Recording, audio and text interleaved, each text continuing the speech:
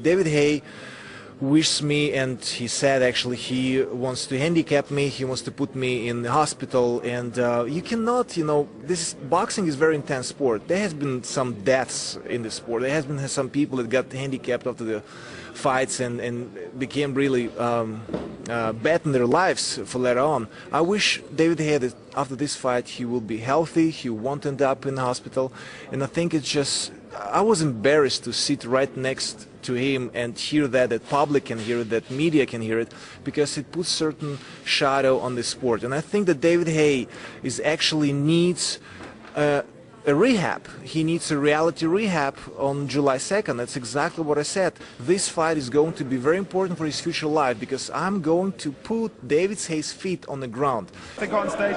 Let's see what happens now. Let's see if David's cool, or David now shows his poker face and lets him see how much trouble he's in. Here they come together now. Here they are, champion versus champion. Well, we get a feeling now the physical size of the task ahead of David. There you go. Great images these. David just nods his head. He's speaking to Vladimir. Vladimir is saying nothing, but look at that cold stare.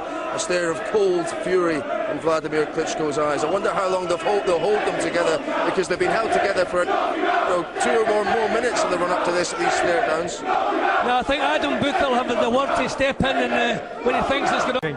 David Haye is too light. Simple to light. His dad's a black bloke, his mum's a white bird. David Haye. He really blasted it! David Haye is too light. Simple to light. It's not real heavyweight. It's not, he coming from cruiserweight. It's not weight for heavyweight. Speed, what David Haye needs in this fight. He's not going to match Vladimir Klitschko for power or anything like that. He's going to match him for speed. Speed is the key, and he's got it in abundance. So if he comes in light, then that's the key. All he's got to do is hit him on the chin.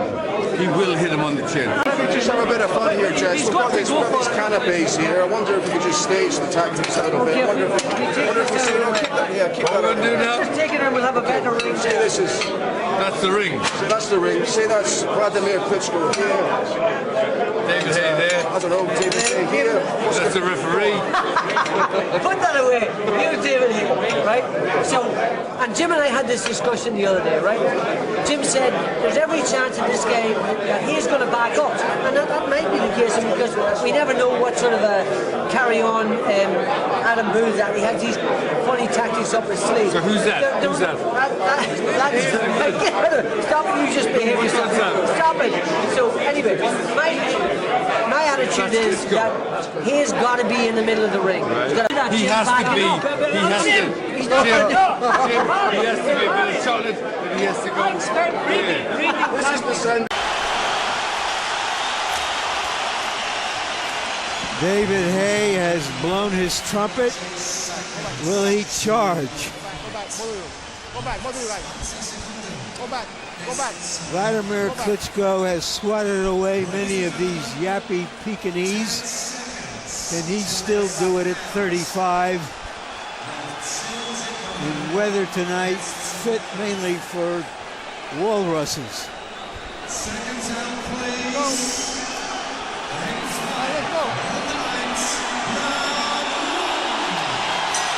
More than 16 minutes passed between the moment David Haye entered the ring and the opening bell sounded. It's an extraordinarily long period of time. You've already heard Roy Jones offer his opinion, and it shouldn't have been a problem for Haye. He was having a blast playing to the crowd. He was having a blast playing to the crowd, and he also took his own chance to make Vladimir wait on him to take his shirts off and everything else. So he took advantage of the opportunity, but he turned it around and used it against Vladimir. Experts agree. Haye's best chances in the fight should come early. The longer it goes, the better it would be for Klitschko in the expectation of most. As like Emmanuel said, both fighters here have suspect chins, so whoever hits who on the chin first will probably be in control of the fight early. Against very big men like Belouit, Haye has had an extraordinarily low punch output. looking to explode in certain situations, like that.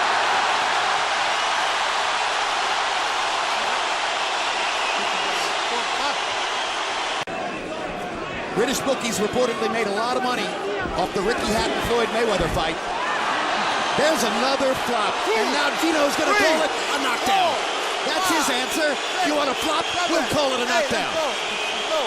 All three judges scored it unanimously to the winner.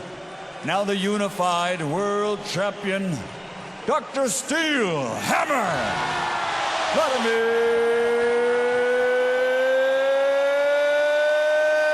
Klitschko. I hate when boxers make excuses after fights. It makes me sick. But you know, I broke my toe 3 weeks ago, and there was no way I was going to pull out of this fight. It was one of those things that happen in training. You get injuries. Vladimir might have a broken toe for all I know. I don't know. That's, you might notice I've been wearing flip-flops a lot recently, because any time anything touches it, it's, you know, it's agony. Who knows what he has with his toe? A bee stung him, or I don't know, whatever it is. I don't actually care, and nobody's care. Nobody cares. So the matter of fact is the result of the fight, and the result of the fight, we know what it is.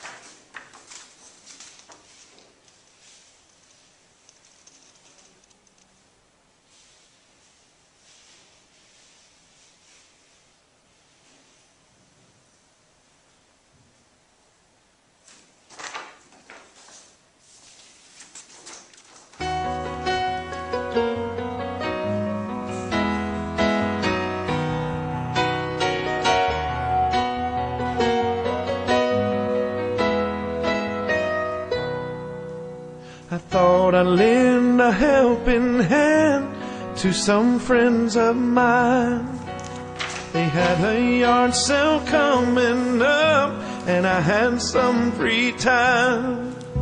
That's when I saw that mini bike. She said it won't start. I said I'll give it a try.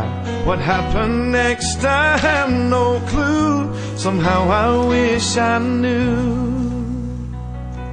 And every time I tried, the mini bike wouldn't start. So I kicked it one more time. That's when my toe fell apart, sending me on my way into the ER. Now it's all black and blue, black and blue.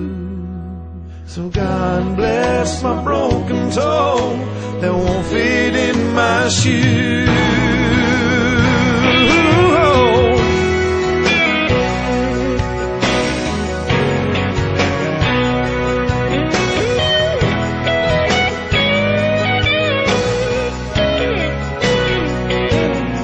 I'll keep hobbling along, wearing my Velcro shoe.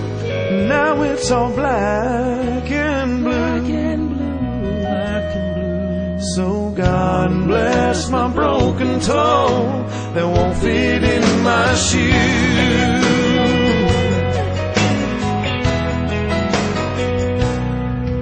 And God bless my broken toe that won't fit in it won't fit in my shoe. Oh, my toe! Oh, it hurt. Oh, that hurt. I'm going to put David Haye's feet on the ground.